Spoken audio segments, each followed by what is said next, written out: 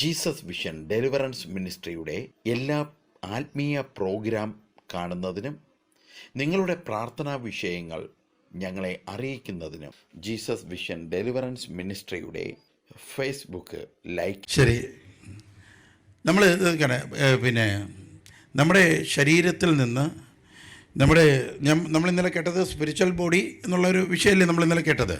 ഇനി നിങ്ങൾ ശ്രദ്ധിക്കണേ, നമ്മുടെ ശരീരത്തിൽ നിന്ന് ഈ സ്പിരിച്വൽ ബോഡിയെ ഇല്ലാതാക്കി നമ്മളെ ഭൗതികരാക്കി മാറ്റുന്ന ഒരു രീതി ഉണ്ട്.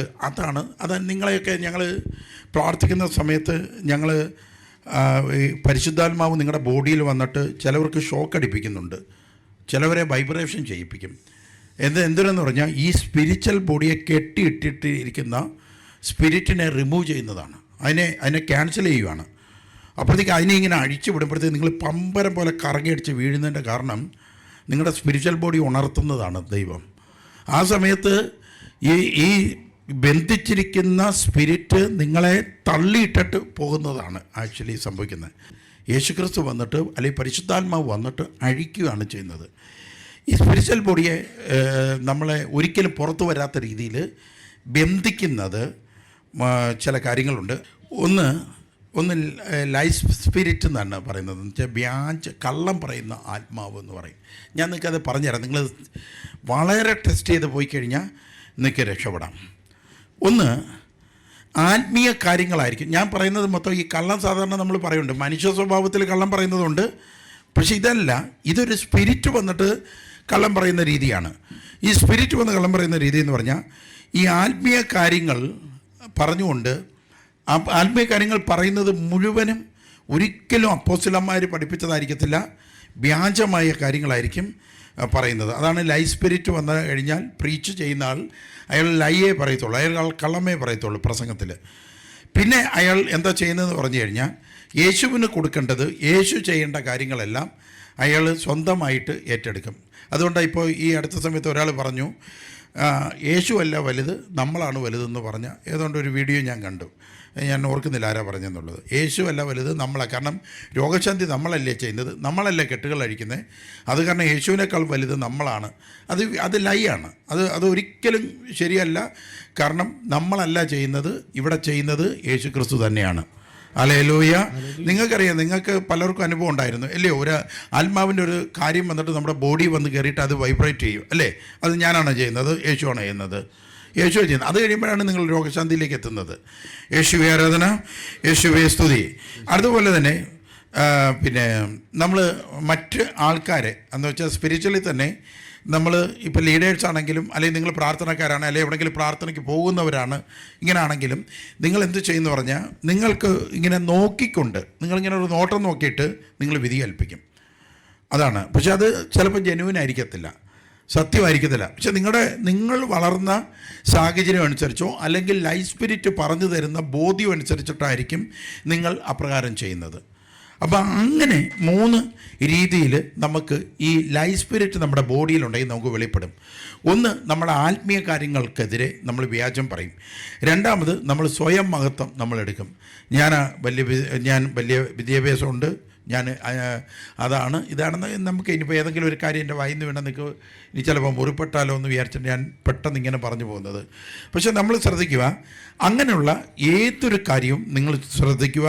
നിങ്ങൾക്ക് ഒരു കാര്യം ഉറപ്പാണ്, നിങ്ങൾക്കൊരിക്കലും പ്രാർത്ഥനാപരം കാണത്തില്ല. ഇങ്ങനെയുള്ളവർക്ക് പ്രാർത്ഥിക്കാൻ പറ്റത്തില്ല. മറ്റുള്ളവരിരുന്ന് ആത്മാവിൽ ആരാധിക്കുമ്പോഴും നിങ്ങൾക്ക് ആരാധിക്കാൻ പറ്റത്തില്ല. നിങ്ങൾ ഡൗൺ ആവും. നിങ്ങൾക്ക് ഒരു 2 മിനിറ്റേ നിങ്ങൾക്ക് പ്രാർത്ഥിക്കാൻ പറ്റത്തുള്ളൂ. അത് കഴിഞ്ഞാൽ നിങ്ങൾ പെട്ടെന്ന് വേറെ ഏതെങ്കിലും ചിന്തയിലേക്ക് പോകും. ഞങ്ങളൊക്കെ 3 മണിക്കൂർ 4 മണിക്കൂർ ഏകാന്തമായി മലമുകളിലോ അല്ലെങ്കിൽ എവിടെയെങ്കിലുമൊക്കെ ഇരുന്ന് പ്രാർത്ഥിക്കാറുണ്ട്. പക്ഷെ നിങ്ങൾ ഓർത്തുകൊള്ളുക, നിങ്ങൾക്ക് പ്രാർത്ഥിക്കാൻ സാധിക്കാത്തതിൻ്റെ കാരണം നിങ്ങൾക്ക് ലൈഫ് സ്പിരിറ്റ് ഉണ്ട് എന്ന് പറഞ്ഞു കഴിഞ്ഞാൽ യോഹന്നാൻ്റെ സുവിശേഷം നമുക്കൊന്ന് എടുക്കാം. ഇത് നിങ്ങളെല്ലാവരും ഒന്ന് വായിച്ചേ. നമുക്ക് ലൈഫ് സ്പിരിറ്റ് പഠിക്കണമെങ്കിൽ, അതായത് നമ്മുടെ ബോഡിയുടെ ആത്മീയത ഇല്ലാതാക്കുന്ന ബന്ധനങ്ങൾ ഏതാണെന്നാണ് നമ്മളിപ്പോൾ പഠിക്കുന്നത്. നമ്മുടെ ശരീരത്തിൽ ഉണ്ടായിരുന്ന പരിശുദ്ധാത്മ അഭിഷേകം, ഒരു ആത്മീയ അഭിഷേകം ഇല്ലാതാക്കി കളയുന്ന കെട്ടുകൾ ഇതാണ് നമ്മളിപ്പോൾ പഠിച്ചുകൊണ്ടിരിക്കുന്നത്. ഹല്ലേലൂയ. ഇനി എന്താണ് ജോൺ 8:44 എന്താ പറയുന്നത്? നിങ്ങൾ ശ്രദ്ധിച്ചേ. നിങ്ങൾ നിങ്ങളുടെ പിതാവായ പിശാചിൽ നിന്നുള്ളവരാണ്. നിങ്ങൾ നിങ്ങളുടെ പിതാവായ പിശാചിൽ നിന്നുള്ളവരാണ് എന്ന് ജൂതന്മാരോട് പറയുന്ന ഒരു കാര്യമാണ്.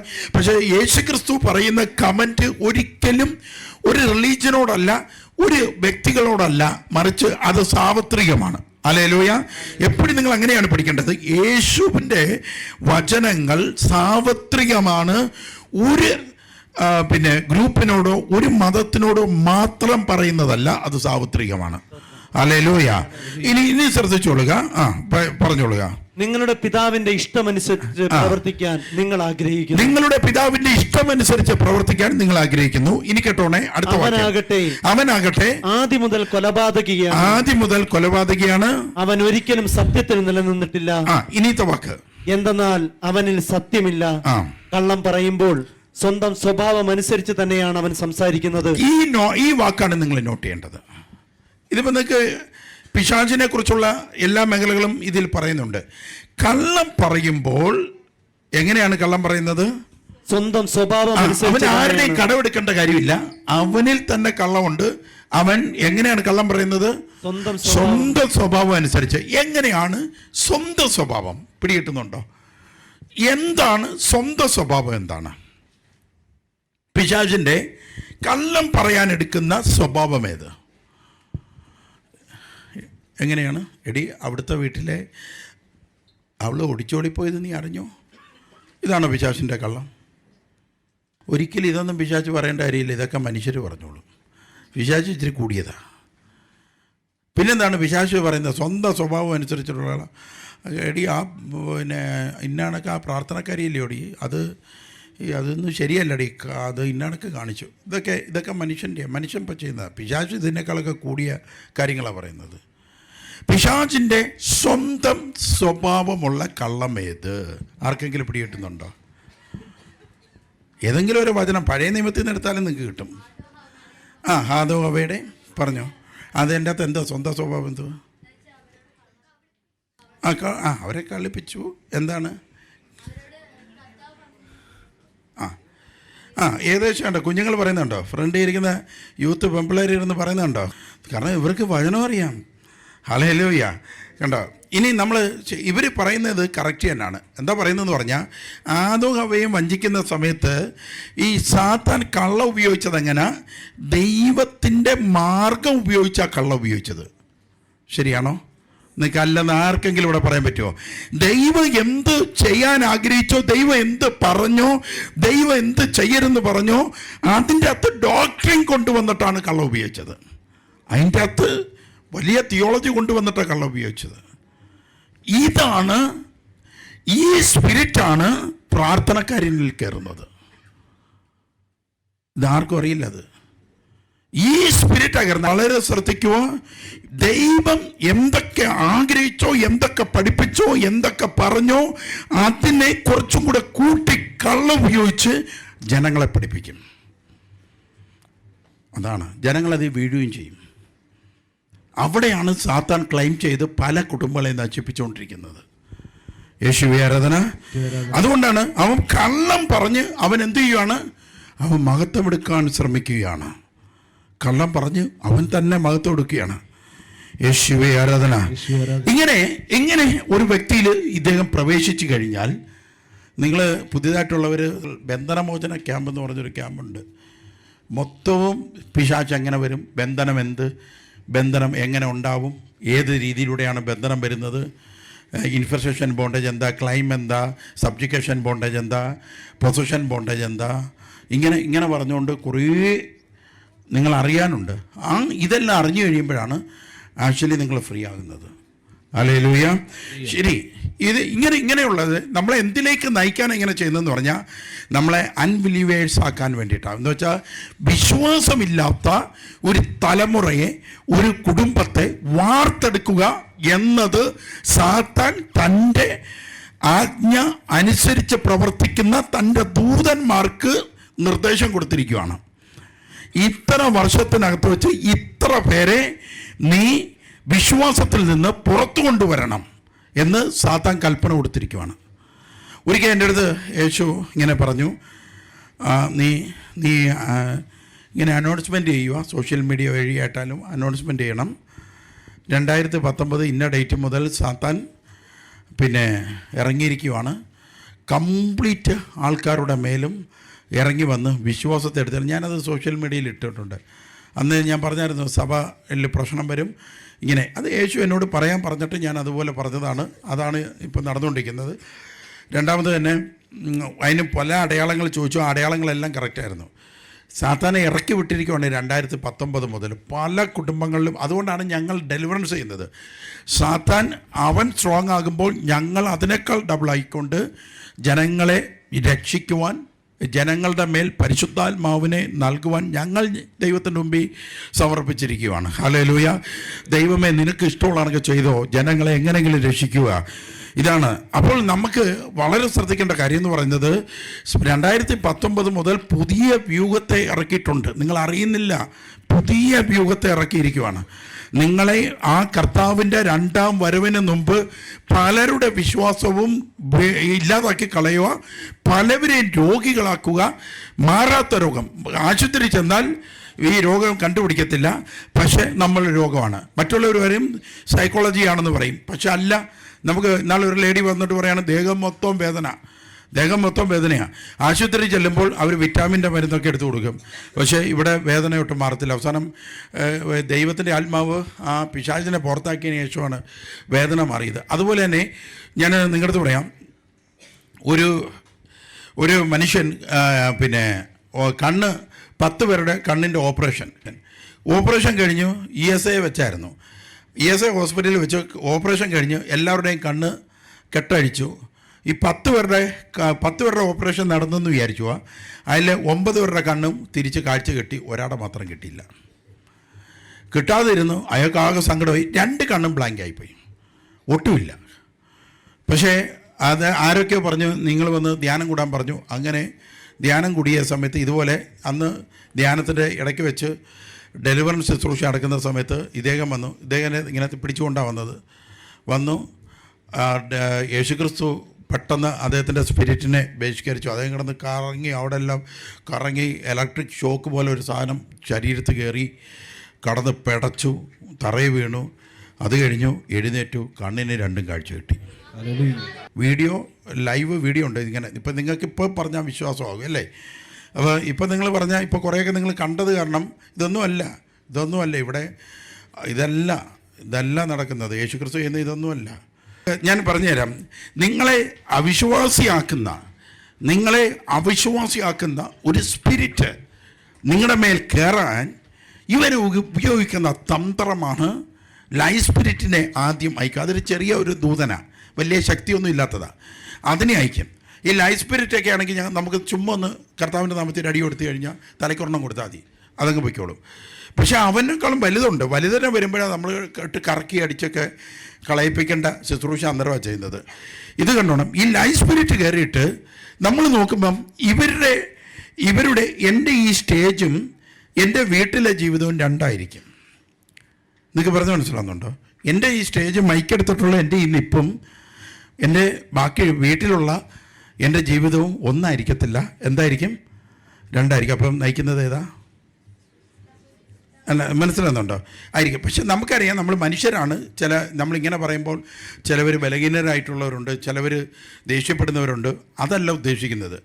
പുറത്തോട്ട് ഇറങ്ങിക്കഴിഞ്ഞാൽ ഇവർ ആത്മീയരേ അല്ല. എന്നൊക്കെ കാരണം എന്ന് പറഞ്ഞാൽ ലൈഫ് സ്പിരിറ്റാണ്. അതാണ് ഈ ലൈഫ് സ്പിരിറ്റ് കാരണം പുതിയ തലമുറ എന്ന് വെച്ചാൽ യൂത്ത് പിള്ളേർ. ഈ യൂത്ത് എപ്പോഴും നോക്കുന്നത് ആരെയായിരിക്കും? നിങ്ങൾ പറ, ആരെയായിരിക്കും യൂത്ത് നോക്കുന്നത്? അവരാരെയായിരിക്കും? ഇവിടെ ഇരിക്കുന്ന മാതാപിതാക്കളെയോ? യൂത്ത് പിള്ളേർ ആരെയായിരിക്കും നോക്കുന്നത്? യൂത്ത് പിള്ളേർ എപ്പോഴും ലീഡേഴ്സിനെയാണ് നോക്കുന്നത്. ആണോ? ശരിയാണോ? അവരുടെ ജീവിതം, അവരുടെ പ്രാർത്ഥന, അവരുടെ പോക്ക്, അവരുടെ വരവ്, ഇതല്ലേ അവരെപ്പോഴും അവർ നോക്കുന്നത്? ലീഡേഴ്സായ ഞങ്ങളെയാണ് നോക്കുന്നത്. ഈ നമ്മുടെ ലൈഫാണ് ഇവരുടെ മാനസാന്തരം. ഇത് സാത്താൻ ചെയ്യാൻ അനുവദിക്കത്തില്ല. കാരണം ലൈഫ് സ്പിരിറ്റാണ്. യേശുവേ ആരാധന. അപ്പം നമുക്ക് മനസ്സിലാക്കാം, ഈ അൺബിലീവേഴ്സിൻ്റെ ഒരു സ്പിരിറ്റ് ഉണ്ട്. ആദ്യമേ ലൈഫ് സ്പിരിറ്റ് ചെറിയൊരു ദൂതൻ കയറും. കയറിയിട്ട് അവൻ്റെ വലുത് ആണ് നമ്മളെ അവിശ്വാസിയാക്കുന്ന ഒരു സ്പിരിറ്റ് ഉണ്ട്. അവൻ രണ്ടാമത് വന്ന് കയറി കഴിഞ്ഞാൽ നമ്മൾ പിന്നെ ഈ തലയ്ക്കൊക്കെ പിടിക്കാനായിട്ട് കേൾക്കുമ്പോൾ അടുത്തോട്ട് ചെല്ലുമ്പോൾ ആ സ്പിരിറ്റുള്ള ആളുടെ അടുത്ത് ചെല്ലുമ്പോൾ നമുക്കറിയാം, കാരണം വരവുള്ളവർക്കറിയാം ഇത് ആ സ്പിരിറ്റാണെന്നറിയാം. ഈ സ്പിരിറ്റിന് നിങ്ങൾക്ക് ഒരു പ്രത്യേകത, ഇന്നലെ ഛർദ്ദിക്കാൻ വന്നവരൊക്കെ ഇല്ലേ, വന്നില്ലയോ? ഈ വന്നവരെല്ലാം ഈ അൺബിലീവേഴ്സ് സ്പിരിറ്റ് ജസ്റ്റ് കയറിയവരാണ്. ഇത് ഔട്ടായി പോകുന്നത് വൊമിറ്റ് ചെയ്ത് പോകും, ഛർദ്ദിക്കും. അതേപോലെ തന്നെ ക്രിസ്തുവിൽ നിന്ന് നമ്മൾ വഴിമാറിപ്പോത്തില്ലേ, ക്രിസ്തുവിൽ നിന്ന് വഴിമാറിപ്പോകും. അവർ ഡെലിവർ ആയാലും അവരും ഛർദ്ദിക്കും. അപ്പം ഞാൻ നിങ്ങളുടെ അടുത്ത് ഒരു വചനം എടുത്തോ. ഞാൻ ഈ അവിശ്വാസിയാക്കാൻ നോക്കുന്ന സ്പിരിറ്റുകളെ കുറിച്ച് പഠിപ്പിച്ചു തരാം. അത് ഒന്ന് എഴുതാമെങ്കിൽ എഴുതിക്കോ. ഒന്നാമത്തെ പേര് ദേശാധിപതി എന്ന് പറയും. അതായത് നമുക്ക് ഈ ദേശത്ത് വരുമ്പോൾ ഈ ദേശത്ത് ഒരു സ്പിരിറ്റ് ഉണ്ട്, UP ചെല്ലുമ്പോൾ ഒരു സ്പിരിറ്റ് ഉണ്ടാവും, ഡൽഹി ചെല്ലുമ്പോൾ ഒരു സ്പിരിറ്റ് ഉണ്ടാവും. ഓരോ ദേശത്തിനും ഓരോ സ്പിരിറ്റുകളുണ്ട്. അവരാണ് അതിൻ്റെ നേതൃത്വം വഹിക്കുന്നത്. അതാണ് ഒന്നാമത്തെ ആൾ. രണ്ടാമത്തെ ആളെന്ന് പറഞ്ഞാൽ കടലിൽ നിന്ന് വരുന്ന മൃഗം എന്ന് വെളിപാട് പുസ്തകം 13 അധ്യായത്തിൽ പറയുന്നു. അത് കൾച്ചറാണ്. നമ്മുടെ കൾച്ചറിനെയാണ്. ആ കൾച്ചറിൻ്റെ അകത്ത് അപ്പോസ്തലിക വിപരീതമായ കൾച്ചറുണ്ട്. അത് നമ്മൾ ഫോളോ അപ്പ് ചെയ്യാൻ ഈ സ്പിരിറ്റ് നമ്മളോട് നിർബന്ധിക്കും. മൂന്നാമത് എതിർ ക്രിസ്തുവിൻ്റെ ആത്മാവ് ആണ്. ഹല്ലേലൂയ. 2 കൊരിന്തോസ് 4:4. ഈ ലോകത്തിന്റെ ദേവൻ അവിശ്വാസികളായ അവരുടെ മനസ്സിനെ അന്ധമാക്കി. നിങ്ങൾക്ക് ഇത് നല്ല പോലെ അറിയാവുന്ന ഒരു വചനമാണ്. നിങ്ങൾ എല്ലാവരും ഒന്ന് വായിക്കാമോ? ഈ വചനം ഒന്ന് വായിക്കാമോ? ഈ ലോകത്തിന്റെ ദേവൻ അവിശ്വാസികളായ അവരുടെ മനസ്സിനെ അന്ധമാക്കിയിരിക്കുന്നു. ഒന്നുകൂടെ വായിക്കാമോ? ഈ ലോകത്തിന്റെ ദേവൻ അവിശ്വാസികളായ അവരുടെ മനസ്സിനെ അന്ധമാക്കിയിരിക്കുന്നു. Hallelujah, hallelujah. അപ്പൊ ഈ ലോകത്തിന്റെ ദേവൻ എന്ന് പറയുന്നത് ആരെയാണ്? നമ്മളിപ്പോൾ എഴുതിയിട്ടുണ്ട്. ദേശാധിപതി എന്ന് പറഞ്ഞുകൊണ്ട് നമ്മൾ എഴുതിയിട്ടുണ്ട് അല്ലേ?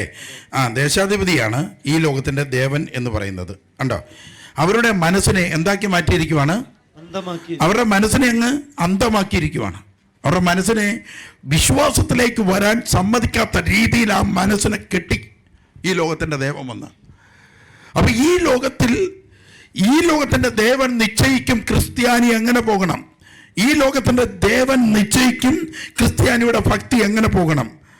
അവൻ ക്രിസ്ത്യാനികൾക്ക് വേണ്ടി പുതിയ തന്ത്രങ്ങൾ കൊണ്ടുവരും. നിങ്ങൾ അതിലേക്ക് പോകും. നിങ്ങൾ ഒരിക്കലും യേശുവിലേക്ക് വരത്തില്ല. നിങ്ങൾക്ക് ആരാധിക്കാൻ പറ്റത്തില്ല. നിങ്ങളുടെ മനസ്സിനെ കെട്ടിയിട്ടിരിക്കും യേശു ആരാധന. ഒരിക്കൽ കൂടി വായിക്കാമോ? ആ വചനം വായിക്കുമ്പോഴെങ്കിലും ആ കെട്ടഴിയട്ടെ. വചനം വായിക്കുമ്പോഴെങ്കിലും കെട്ടഴിയട്ടെ. ഈ ലോകത്തിന്റെ ദേവൻ അവിശ്വാസികളായ അവരുടെ മനസ്സിനെ അന്ധമാക്കുക എന്ന് പറഞ്ഞാൽ ബന്ധിച്ചിട്ടിരിക്കുക. കാരണം ഇവർക്ക് ഒരിക്കലും യേശുവിലേക്ക് വരാൻ അനുവദിക്കാത്ത രീതിയിൽ. അടുത്തത് വായിക്കുമ്പം തന്നിമിത്തം ദൈവത്തിന്റെ പ്രതിരൂപമായ ക്രിസ്തുവിന്റെ മഹത്വമേറിയ സുവിശേഷത്തിന്റെ പ്രകാശം അവർക്ക് ദൃശ്യമല്ല. ഒരിക്കലും സുവിശേഷത്തിലേക്ക് വരികയില്ല. ഒരിക്കലും വചനം കേൾക്കാനിരിക്കാൻ അവർക്ക് പറ്റത്തില്ല. അവരാകെ ഒരു വല്ലാത്ത രീതിയാണ്. എനിക്ക് വചനം കേൾക്കാൻ പറ്റത്തില്ലെന്ന് പറയും. വചനം മാത്രം.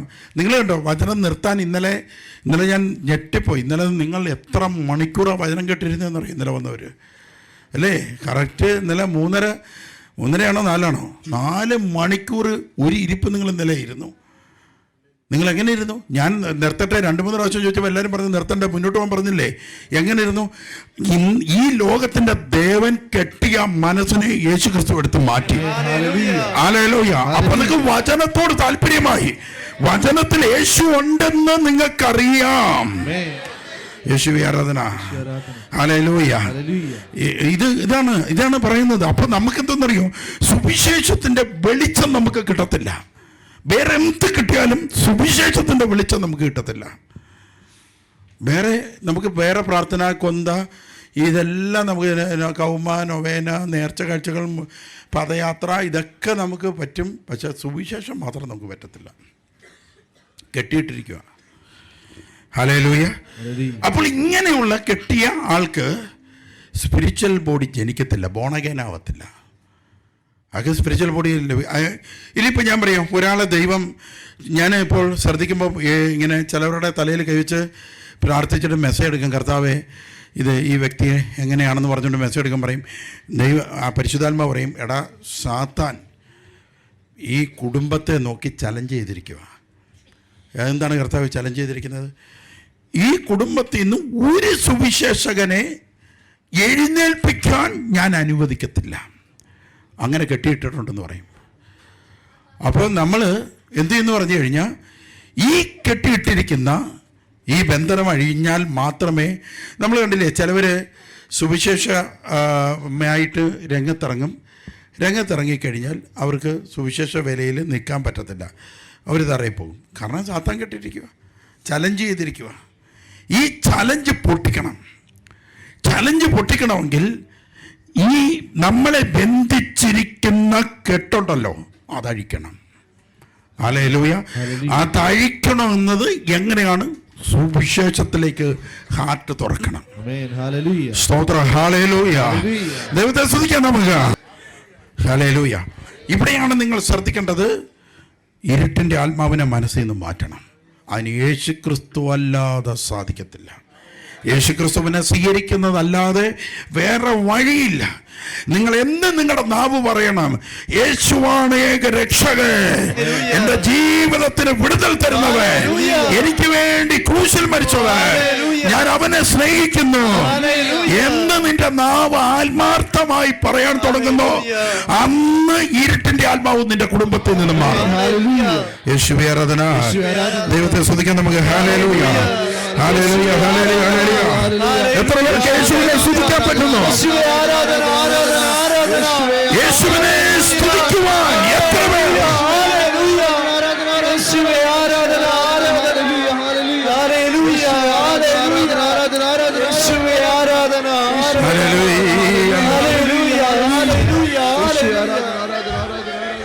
അവേ സ്തുതിക്കുന്നു. കർത്താവിൽ പ്രിയരെ, ഇതിൻ്റെ അകത്ത് നമ്മുടെ വിശ്വാസം കളയിപ്പിക്കണമെന്ന് പിശാചിന് തോന്നലുണ്ടായിക്കഴിഞ്ഞാൽ സാത്താൻ ഈ കാലങ്ങളിൽ ചെയ്യുന്നത് ഇങ്ങനെയാണ്.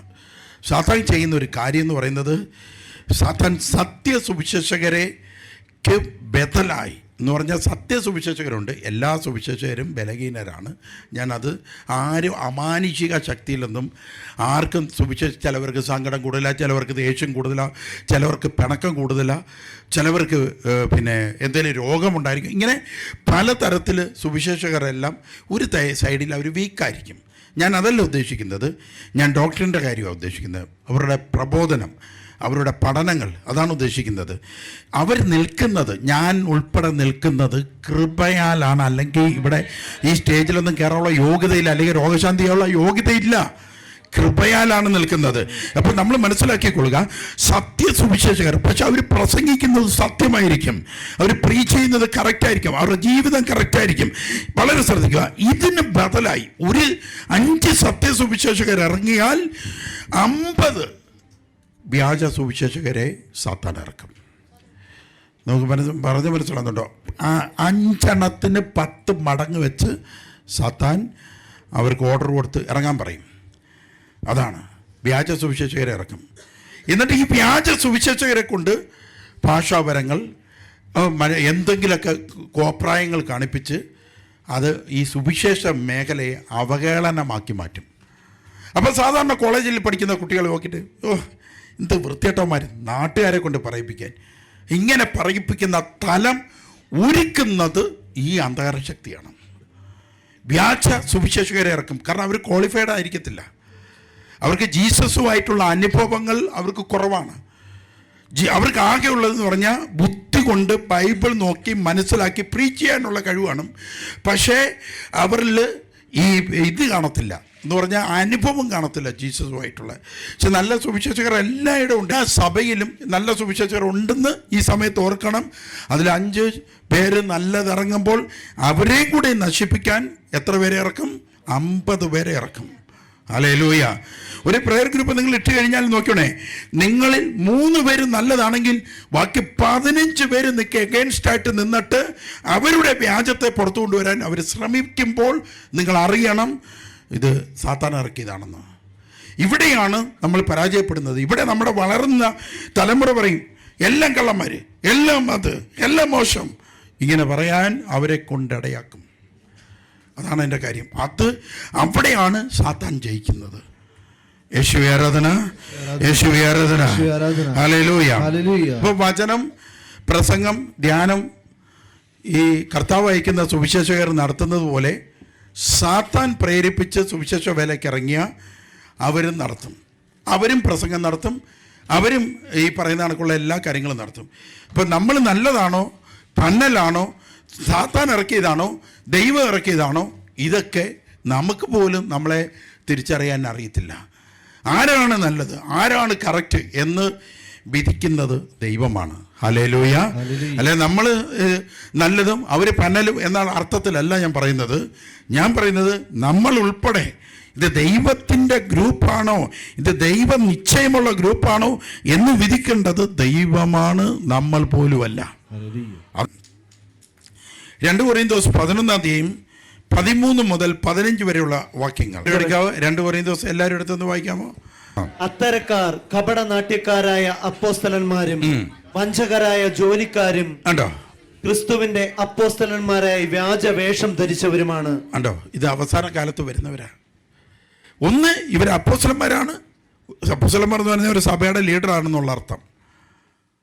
ഒന്ന്, ഇവർ ക്രിസ്തുവിന്റെ പേരിലാണ് ധ്യാനം നടത്തുന്നത്, ക്രിസ്തുവിന്റെ പേരിലാണ് പ്രയർ ഗ്രൂപ്പ് നടത്തുന്നത്. പക്ഷേ പരിശുദ്ധാത്മാവ് വ്യക്തമായി പറയുക, അവർ വ്യാജന്മാരാണ്, ദൈവം അയച്ചതല്ല.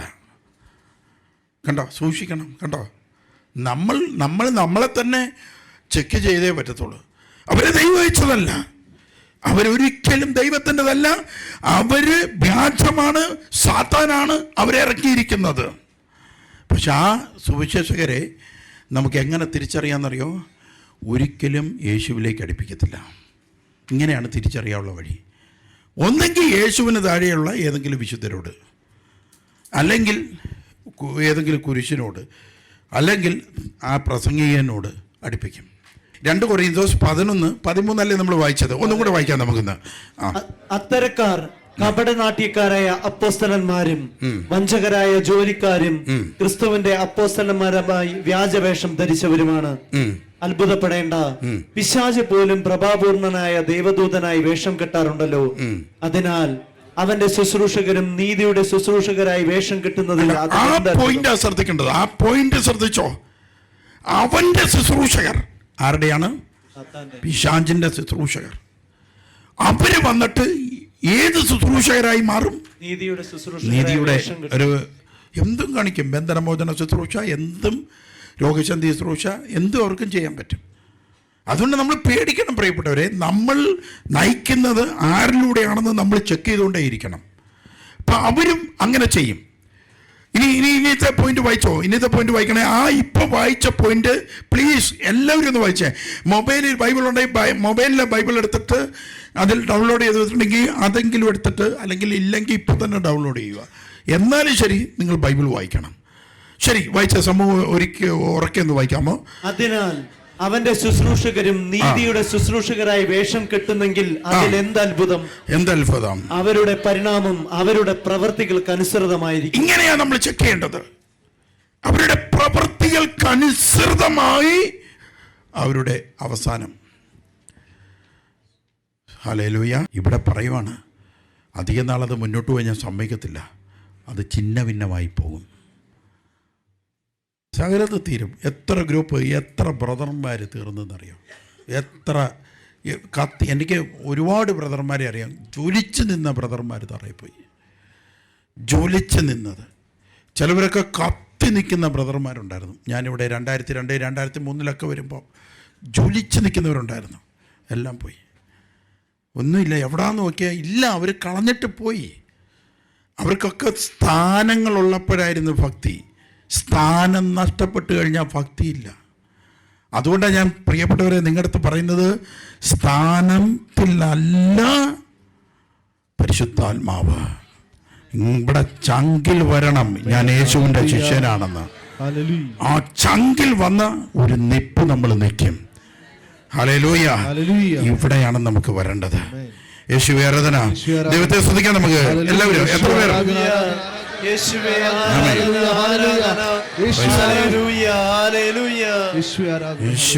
സ്തുതി, സ്തുതി, സ്തുതി, സ്തുതി, സ്തുതി. അടുത്തത് നിങ്ങൾ എഴുതണം ഭൂത ഉപദേശം.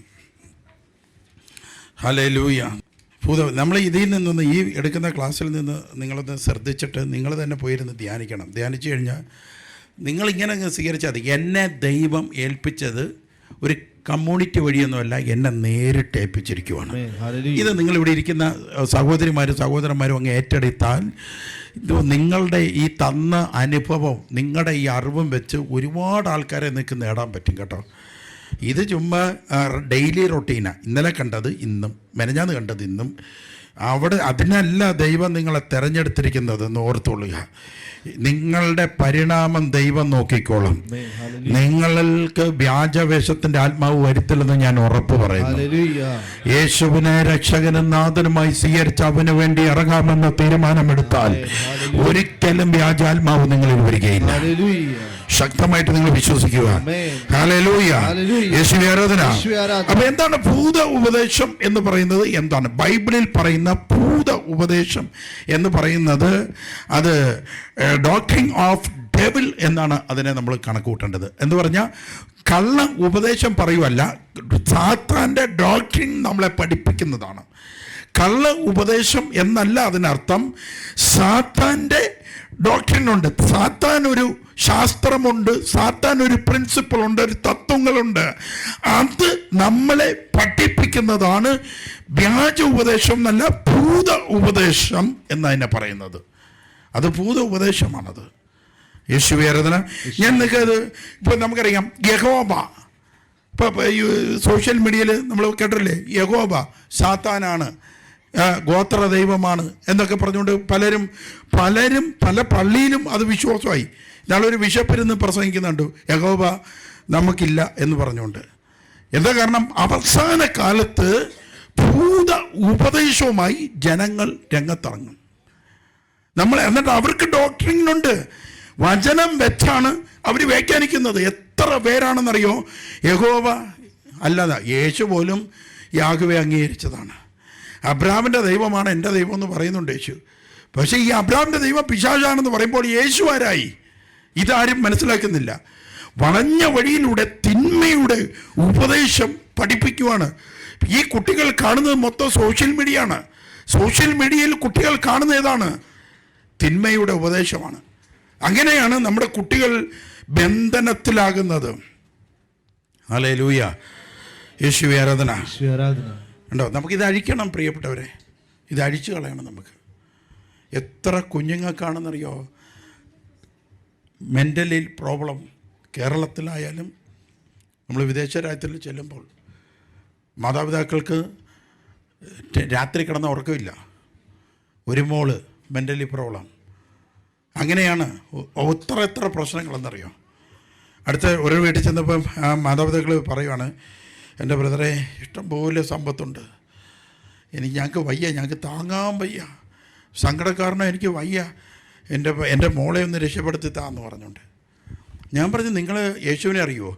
സുവിശേഷം കേൾക്കാറുണ്ടോ? ഇങ്ങനെ കുറേ ചോദ്യങ്ങൾ ചോദിക്കും. ഈ പാവങ്ങൾ ആകെ ഉള്ളത് റിലീജിയൻ ഫെയ്ത്താണ് ആകെ ഉള്ളത്. അതുകൊണ്ട് നമ്മൾ 1 തിമോത്തിയോസ് 4-1 വാക്യം നമുക്കൊന്ന് എടുക്കാം. 1 തിമോത്തിയോസ് 4-1 വരും കാലങ്ങളിൽ ചിലർ കപടാത്മാക്കളിലും പിശാചിന്റെ പ്രബോധനങ്ങളിലും ശ്രദ്ധയർപ്പിച്ചുകൊണ്ട്, വരും കാലങ്ങളിൽ, അവരുടെ കാലമല്ല, അപ്പോസ്തലന്മാരുടെ കാലമല്ല, വരും കാലങ്ങളിൽ എങ്ങനെയാണ്? ചിലർ കപടാത്മാക്കളിലും. കപടയാത്മാവ് ഒരിക്കലും പരിശുദ്ധാത്മാവല്ല. അവര് പരിശുദ്ധാത്മാവിൻ്റെ സിംറ്റംസ് ഒക്കെ ഇവർ കാണിച്ചാലും പരിശുദ്ധാത്മാവായിരിക്കത്തില്ല. കപടയാത്മാവിലും പിശാചിന്റെ പ്രബോധനങ്ങളിലും ശ്രദ്ധയർപ്പിച്ചുകൊണ്ട് വിശ്വാസത്തിൽ നിന്ന് വ്യതിചലിക്കുമെന്ന്. ശരിയായ വിശ്വാസത്തിൽ നിന്ന് ഇവർ മാറി നടക്കാൻ തുടങ്ങും. കറക്റ്റ് വിശ്വാസത്തിലല്ല, അതിൽ നിന്ന് ഇവർ വേറൊരു വിശ്വാസത്തിലേക്ക് പോകും. ഹല്ലേലൂയ. അതേപോലെ തന്നെ അടുത്തത് അപ്പോസ്തലിക ഉപദേശങ്ങൾ. നമ്മളെ അപ്പോസ്തലന്മാർ പഠിപ്പിച്ച ഉപദേശങ്ങളെല്ലാം വിഗ്രഹങ്ങളിൽ നിന്ന് ഓടിയകലുവിൻ, വിഗ്രഹങ്ങളിൽ നിന്ന് ഓടിയകലുവിൻ, വിഗ്രഹങ്ങളെ തൊടരുത്, വിഗ്രഹങ്ങളെ പോലെയാണ് ദൈവമെന്ന് കരുതരുത്. ഇതെല്ലാം പൗലോസ് പറഞ്ഞതാണ്, അപ്പോസ്തല പ്രവർത്തനത്തിൽ പറഞ്ഞ വാക്കുകളാണ് ഞാൻ ഈ പറയുന്നത്. പൗലോസ് എഴുതിയ ലേഖനം എഫേസോസിൽ എഴുതിയത് എന്താണ്? വിഗ്രഹത്തെ തൊട്ടുപോകരുത്, ഓടിയകലാൻ പറഞ്ഞു. അവരാരും ഒരു വിഗ്രഹത്തെ ആരാധിച്ചിട്ടില്ല, അവരാരും വിഗ്രഹത്തിന് ധൂപാർപ്പണം നടത്തിയിട്ടില്ല. പക്ഷേ റോമൻ സായിപ്പുമാർ നമ്മളെ എന്ത് പറഞ്ഞു? വിഗ്രഹം വെക്കാൻ പറഞ്ഞു. അതിലേക്ക് നോക്കുമ്പോൾ യഥാർത്ഥ ആളെയാണ് കാണുന്നത് എന്ന് പറഞ്ഞുകൊണ്ടൊക്കെ നമ്മളെ ഡൈവേർട്ട് ചെയ്യിപ്പിച്ചു. യഥാർത്ഥത്തിൽ നേരത്തെ നിങ്ങൾ കേട്ട വചനത്തിൻ്റെ അകത്ത് അതിനെതിരെ പൗലോസ് പറയുന്ന ഒരു വചനം നിങ്ങൾ നേരത്തെ കേട്ടായിരുന്നു. ഏതായിരുന്നു? 2 കൊറിന്തോസ് 4:4. നിങ്ങളൊന്ന് വായിച്ചു നോക്കിയേ. 2 കൊറിന്തോസ് 4:4. വിഗ്രഹത്തിൻ്റെ ക്ലാസ് അല്ല എങ്കിലും ഞാൻ നിങ്ങളൊന്ന് ഓർക്കാൻ വേണ്ടി മാത്രം ഞാനൊന്ന് പറയുന്നതേ ഉള്ളൂ. ഒന്ന് വായിക്കാമോ നിങ്ങൾ? ഈ ലോകത്തിന്റെ ദേവൻ അവിശ്വാസികളായ അവരുടെ മനസ്സിനെ അന്ധമാക്കിയിരിക്കുന്നു. തന്നിമിത്തം ദൈവത്തിന്റെ പ്രതിരൂപമായ ക്രിസ്തുവിന്റെ മഹത്വമേറിയ സുവിശേഷത്തിന്റെ പ്രകാശം അവർക്ക് ദൃശ്യമല്ല. ഞങ്ങൾ ഉദ്ഘോഷിക്കുന്നത് ഞങ്ങളെ കുറിച്ചല്ല. ഇവിടെ തന്നിമിത്തം ദൈവത്തിന്റെ പ്രതിരൂപമല്ല, ദൈവത്തിന്റെ പ്രതിരൂപം എന്ന അതല്ല. 66 ദിവസം ഒന്ന് വായിക്കാമോ? അത് മലയാളത്തിൽ പുതിയ ഒരു നല്ലൊരു ലാംഗ്വേജ് കയറ്റി POCക്കാർ ചെയ്തേ ഉള്ളൂ. പ്രതിരൂപമല്ല, അതിൻ്റെ അകത്ത് ക്രിസ്തുവിന്റെ പ്രതിമ എന്നാണ്. അതാണ് കറക്റ്റ്. യഥാർത്ഥത്തിൽ ക്രിസ്ത്യാനികൾക്ക് തന്നിരിക്കുന്ന പ്രതിമ സുവിശേഷമാണ്. ഹല്ലേലൂയ. വായിച്ചു നോക്കിക്കോ, ഇനി വായിച്ചു നോക്കിയോ. പ്രതിരൂപം എന്നുള്ളത് പ്രതിമയാക്കി വായിച്ചോ. ദൈവ പ്രതിമയായ ഇംഗ്ലീഷ് എടുത്ത് വായിച്ചു നോക്കി നിങ്ങൾ. എന്താ പ്രതിരൂപം എന്നാണോ കിടക്കുന്നത്? POCയിൽ പ്രതിരൂപമാക്കിയതാ അവര്. ഇമേജാണ്. അതാണ് ഐക്കൺ എന്ന് പറയുന്നത്. സുവിശേഷമാണ്. വേറൊന്നും അപ്പോസ്തലന്മാർ നമ്മളെ പഠിപ്പിച്ചിട്ടില്ല. നിങ്ങൾക്കൊരു ഐക്യം വേണോ? ക്രിസ്തുവിന്റെ ഐക്യം വേണോ? സുവിശേഷം നോക്കിയാൽ മതി. ഹല്ലേലൂയ. സുവിശേഷത്തിലാണ് ക്രിസ്തുവിന്റെ ഐക്യം. സുവിശേഷത്തെ നോക്കിയാൽ ദൈവത്തെ കാണും. ഇത് റോമൻ സായിപ്പ് കബളിപ്പിച്ചിട്ട് സാത്താൻ്റെ ഉപദേശത്താൽ കളിമൺ പ്രതിമയെ ഉണ്ടാക്കി. ഞാൻ ആർട്ടിസ്റ്റാണ്, നിങ്ങൾക്കറിയാമല്ലോ. ഞാൻ ഒരു ധ്യാനത്തിന് വേണ്ടി, നമ്മുടെ ചെറിയവള്ളി അച്ഛൻ നടത്തുന്ന ഒരു ധ്യാനത്തിന് വേണ്ടി ഈ കൈ വിരിച്ചുള്ള ഈശോയെ വരച്ചത് ഞാനാണ്. ഞാൻ വരച്ച പടം, ഞാനൊരു 4-5 ദിവസം ഇരുന്ന് പാട്ടൊക്കെ, സിനിമാ പാട്ടൊക്കെ ഇട്ട് വരച്ച ഒരു പടം വരയ്ക്കാൻ വേണ്ടി എൻ്റെ ഇത് അങ്ങനെ യേശുവിനെ ഞാൻ വരച്ചു കൊടുത്തു. യേശുവിനെ വെച്ച് ലൈറ്റൊക്കെ ഇട്ട് കഴിഞ്ഞപ്പോൾ ഞാൻ വരച്ച യേശു നല്ല സുന്ദരനായ ഒരു യേശുവായിരുന്നു. ഞാൻ കള്ളവല്ല പറയുന്നത്, ഞാൻ ആർട്ടിസ്റ്റാണ്. നിങ്ങളെ വേണമെങ്കിൽ ഞാൻ വരച്ചു തരാം, 5 മിനിറ്റ് എൻ്റെ മുമ്പ് ഇരുന്നാൽ മതി. അപ്പോൾ ഞാൻ പറഞ്ഞുതരാം. അങ്ങനെ വരച്ചു.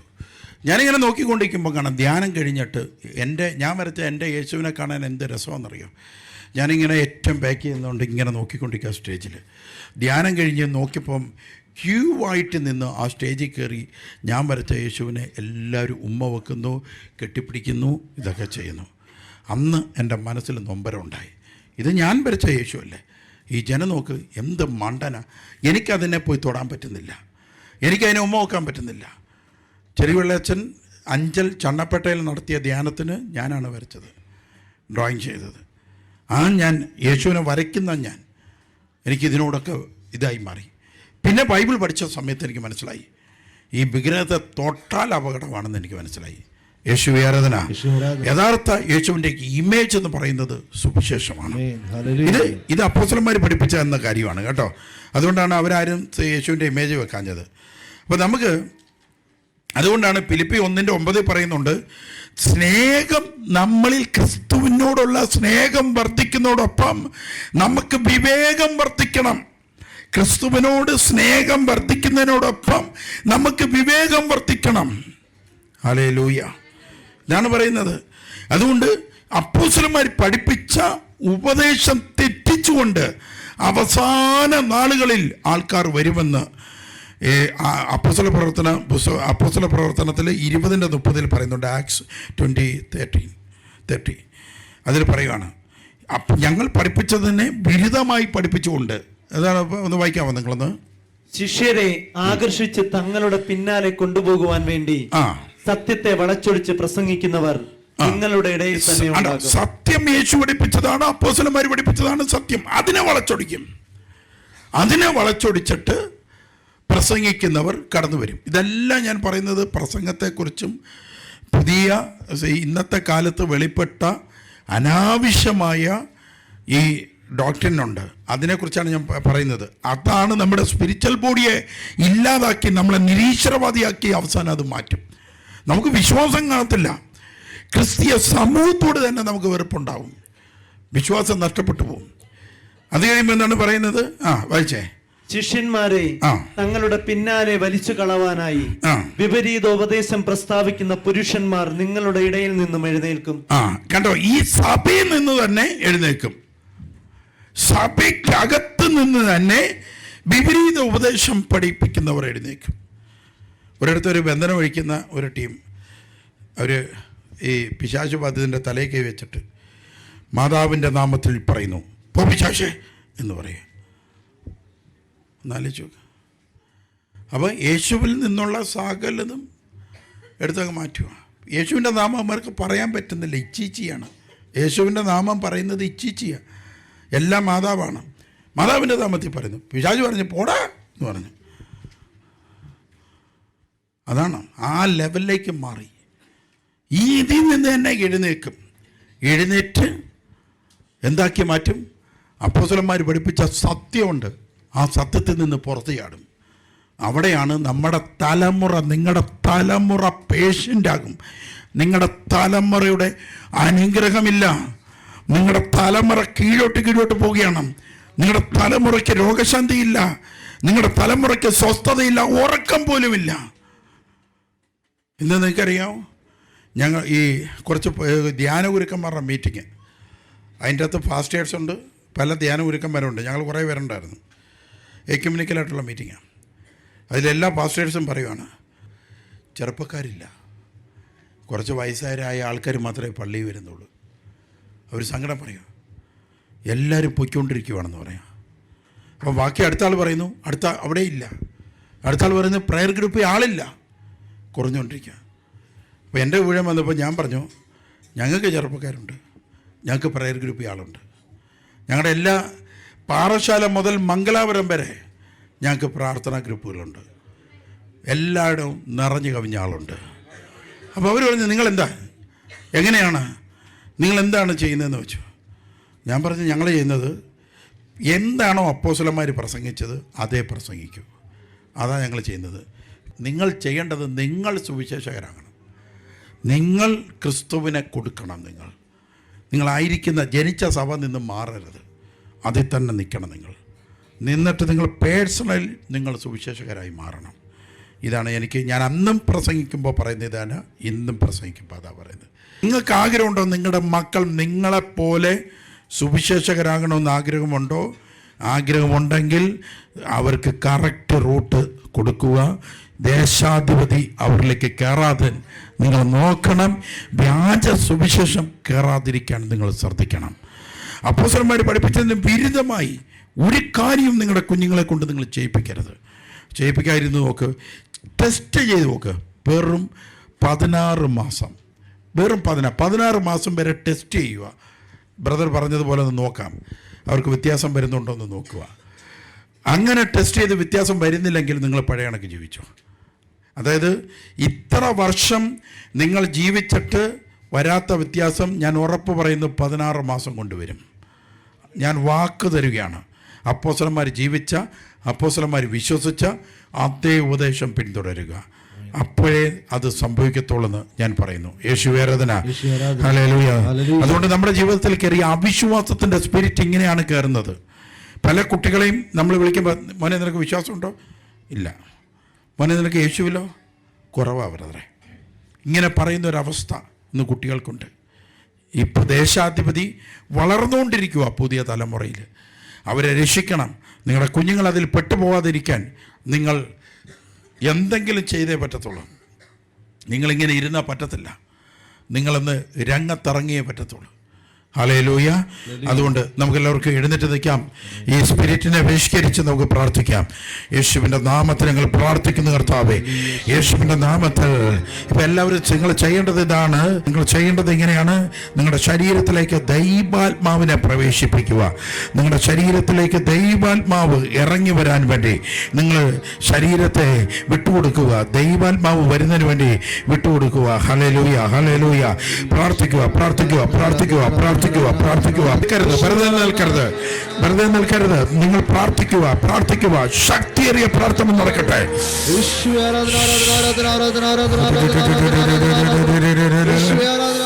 ശാസിക്കുന്നു in the name of Jesus. ശാസിക്കുന്നു in the name of Jesus. അവിശ്വാസിയാക്കുന്ന സ്പിരിറ്റ് ഇപ്പോൾ ഇറങ്ങാൻ കൽപ്പിക്കുന്നു, പുറത്തിറങ്ങാൻ കൽപ്പിക്കുന്നു. Out in the name of Jesus. Out.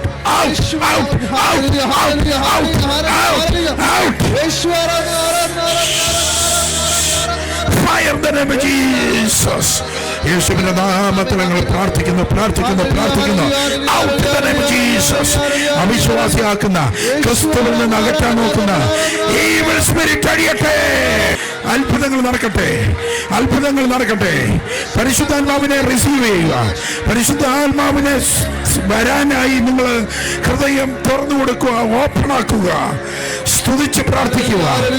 യേശുവിന്റെ നാമത്തില് ഞങ്ങളെ ക്ലൈം ചെയ്യുന്ന, വിശ്വാസത്തിനെതിരെ ക്ലൈം ചെയ്യുന്ന, ഞങ്ങളുടെ കുടുംബത്തിൽ സുവിശേഷകരുണ്ടാകില്ല എന്ന് പറഞ്ഞ് ബന്ധിച്ചിരിക്കുന്ന സർവ സാത്താനെയും വീശിരിക്കുന്നു. ഇപ്പോൾ അഴിഞ്ഞു മാറട്ടെ. യേശുവിന്റെ നാമത്തിൽ ദൈവത്തിന്റെ തീ ഇറങ്ങട്ടെ. ദൈവത്തിന്റെ ഫയർ ഇറങ്ങട്ടെ. തീ ഇറങ്ങട്ടെ. യേശുവിന്റെ നാമത്തിൽ. യേശുവേ, നീ മാത്രം മതി. നീയാണ് എന്റെ രക്ഷ.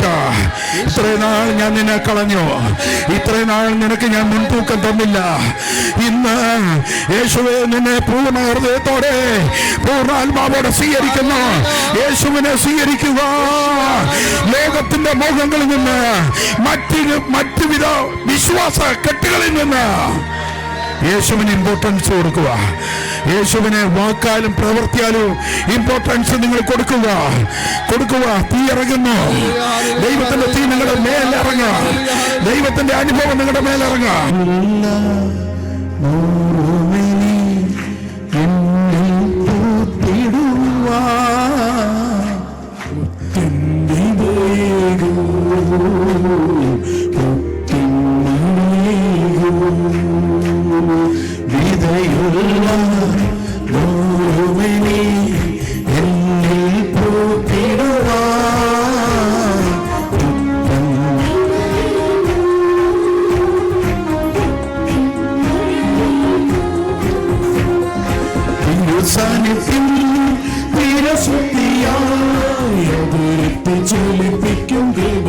എല്ലാവരും കൈകളടിച്ച്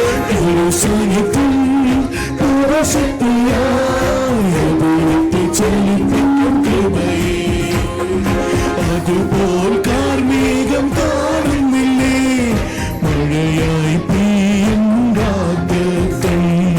അതുപോൽ കാർമേഘം കാണുന്നില്ലേ, മഴയായി പെയ്യും രാത്രികൾ. ഇന്നു എന്നിൽ കൊയ്ത്തുണ്ട് നിൻ പേരിൽ തീകോ. ഇനി ഞാൻ എഴുന്നേൽക്കുമേ കാറ്റിലും വേഗത്തിൽ.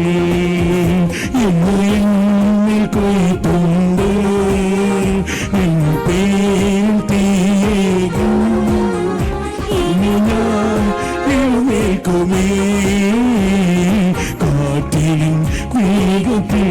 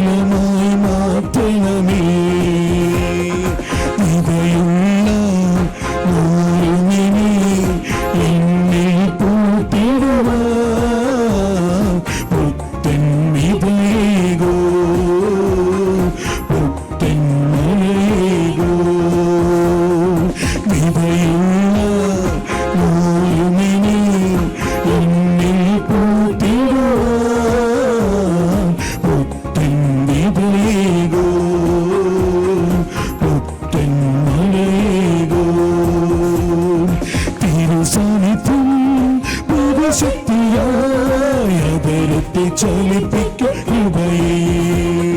തിരുസാന്നിധ്യം പുതുശക്തിയായി അതരത്തെ ചലിപ്പിക്കും കൃപയേ. അതുപോൽ കാർമേഘം കാണുന്നില്ലേ, മഴയായി പെയ്യും വാഗ്ദത്തം. അതുപോൽ കാർമേഘം കാണുന്നില്ലേ, മഴയായി പെയ്യും വാഗ്ദത്തം. എന്നെ കൊയ്ത്തുണ്ട് നിൻ പേരിൽ തീയേകോ. ഇനി ഞാൻ എഴുന്നേൽക്കുമേ കാറ്റിലും മേഘത്തിൽ. ഇന്നു എന്നിൽ കൊയ്ത്തുണ്ട് നിൻ പേരിൽ തീയേകോ. ഇനി ഞാൻ എഴുന്നേൽക്കുമേ കാറ്റിലും മേഘത്തിൽ.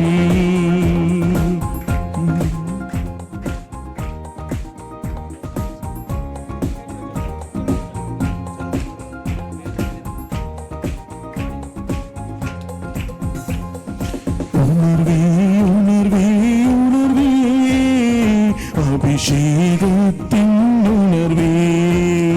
പുതുമഴ ഉണർവേ ഉണർവേ അഭിഷേകത്തിൻ ഉണർവേ. പുതുമഴ പുതുമഴ പുതുമഴയേ അഭിഷേകത്താൽ നനയ്ക്കണമേ. പുതുമഴ പുതുമഴ പുതുമഴയേ അഭിഷേകത്താൽ നനയ്ക്കണമേ. എന്ന് എന്നിൽ കൊയ്ത്തുണ്ട് നിൻ പേരിൽ തീയേകോ. ഇനി ഞാൻ എഴുന്നേൽക്കുമേ കാറ്റിലും വേഗത്തിൽ. ഇന്ന് എന്നിൽ കൊയ്ത്തുണ്ട് നിൻ പേരിൽ തീയേകോ. ഇനി ഞാൻ എഴുന്നേൽക്കുമേ കാറ്റിലും വേഗത്തിൽ.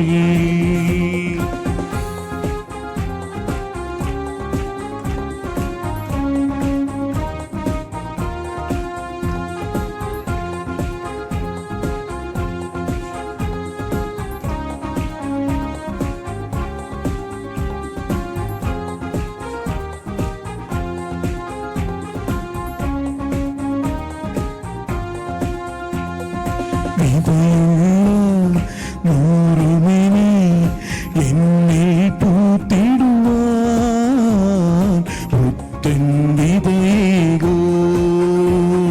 പുത്തൻ മഴയേകോ.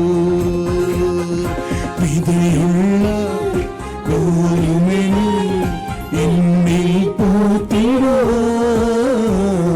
പുത്തൻ വിതയേകോ.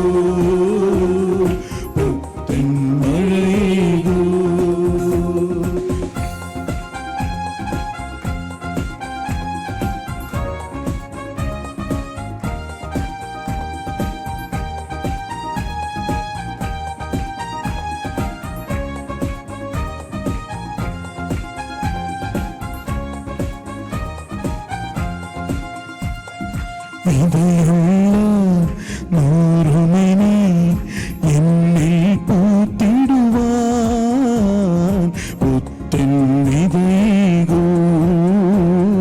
പുത്തൻ മഴയേകോ. തിരിയുള്ള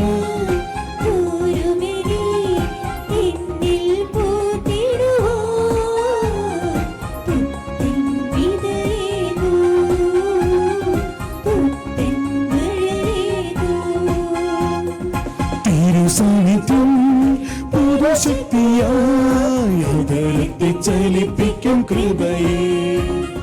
തിരുസാന്നിധ്യം പുതുശക്തിയായി അതരത്തെ ചലിപ്പിക്കും കൃപയേ.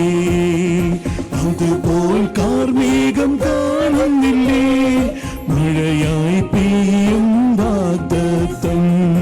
അതുപോൽ കാർമേഘം കാണുന്നില്ലേ, മഴയായി പെയ്യും വാഗ്ദത്തം. ഇന്ന് എന്നിൽ കൊയ്ത്തുണ്ട് നിൻ പേരിൽ തീയേകോ. ഇനി ഞാൻ എഴുന്നേൽക്കുമേ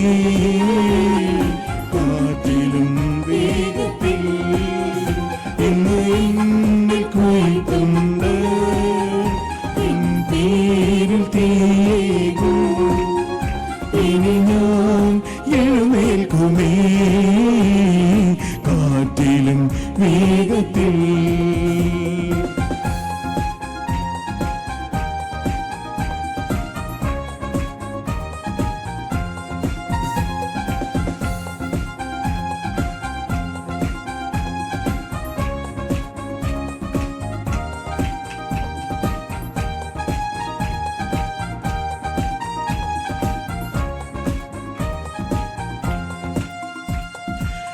ഉണർവേ ഉണർവേ ഉണർവേ അഭിഷേകത്തിൻ ഉണർവേ. ഉണർവേ ഉണർവേ ഉണർവേ അഭിഷേകത്തിൻ ഉണർവേ. പുതുമഴ പുതുമഴ പുതുമഴയേ അഭിഷേകത്താൽ നനയ്ക്കണമേ. പുതുമഴ പുതുമഴ പുതുമഴയേ അഭിഷേകത്താൽ നനയ്ക്കണമേ. ഇന്ന് എന്നിൽ കൊയ്ത്തുണ്ട്, നിൻ പേരിൽ തീയേകൂ. ഇനി ഞാൻ എഴുന്നേൽക്കുമേ